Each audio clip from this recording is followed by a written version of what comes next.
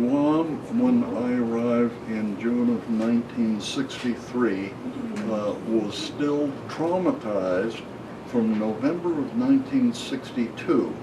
They had, at that time, experienced the most horrible storm, as far as we know, ever experienced on the island. It was Typhoon Karen, and it had devastated the island. Virtually every Quonset hut, there were many, many Quonset huts from World War II, they were virtually all destroyed, leveled. Virtually all the vegetation on the island was leveled and had to regrow. Of course, there were a few sheltered places where things survived. People who had been stationed there when it struck could not carry on any social conversation without talking about the typhoon. It had so traumatized them. They talked about the fact that they knew how to prepare for this because Guam gets typhoons all the time. 5 or 6 a year is just normal, and you just know how to deal with them and you handle it. But one of the things you do, you always go to an interior room, either a closet or a bathroom or something.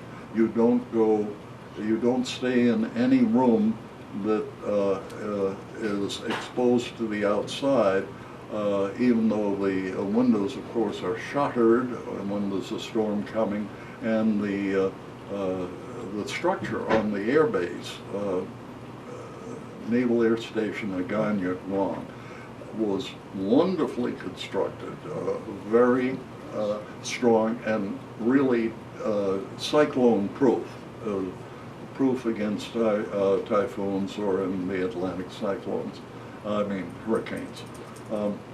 But they talked about the fact that this storm, with maximum winds of over 200 miles an hour, had picked up a piece of lead pipe and driven it through the exterior, the storm-proof exterior wall, and into the living room of somebody's living quarters. Now, they weren't in that living room because they were following the proper procedure and they were protected in an interior room. But that gives you an idea of the status of Guam at that time. It was devastated. The Chamorro people, who were the natives, had been, of course, all tended to live in huts. Every hut had been destroyed, but on the other hand, they could rebuild those huts relatively easily. Any crops they were growing were destroyed. But all of Guam, as a result of their good service and support to the U.S. Navy in World War II, all Guamanian civilians were entitled to commissary privilege, as commissary and exchange privileges, which was very good, and so they were able to survive. We liked the Chamorro people, and we were very happy to associate with them, and we found that they were quite comfortably adjusted to living with the Yankees, although they didn't call us that. That was a term of demeanor used in Japan and some other places in the Pacific, but not on Guam. But it was very interesting. It was a wonderful place for kids because they had shuttle buses that ran around the base all the time. So grammar school aged kids did not have to be chauffeured places. They could go to their school, they could go to their ceramics classes, their dance classes, anything that they wanted to do with the parents' permission, of course.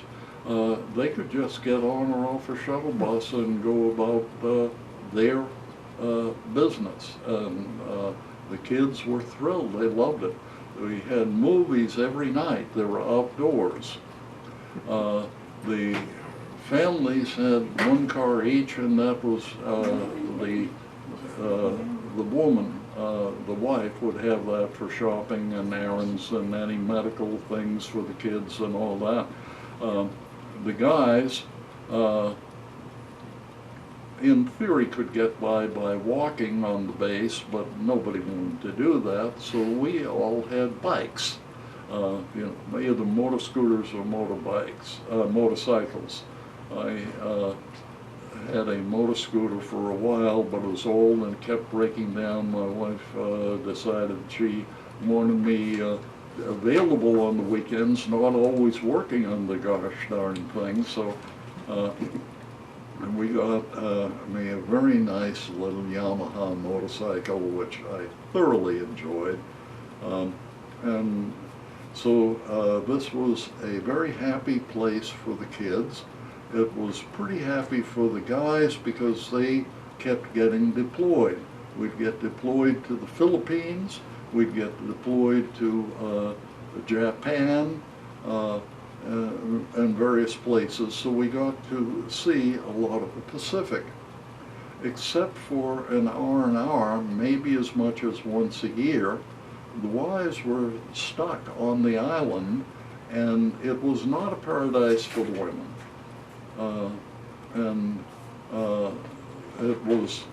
It was not terrible, of course, and if they were inclined to work, as my wife was, there were jobs in the civilian community. They had a car, so they could drive and do it. But by and large, it was a marvelous thing for the children and the husbands, but not so much for the wives. Partly as a result of that, by the time we were ready to rotate back to the U.S., my wife had laid down the law. There's no way you can get a decent job in the States from Guam, so of course you have to take another assignment and probably go to school, get another degree so that you have a marketable skill, but that will be it. She said the Navy doesn't work for me. Well, after my experience with being defense counsel and then for essentially socially ostracized by the command for that reason, I tended to agree.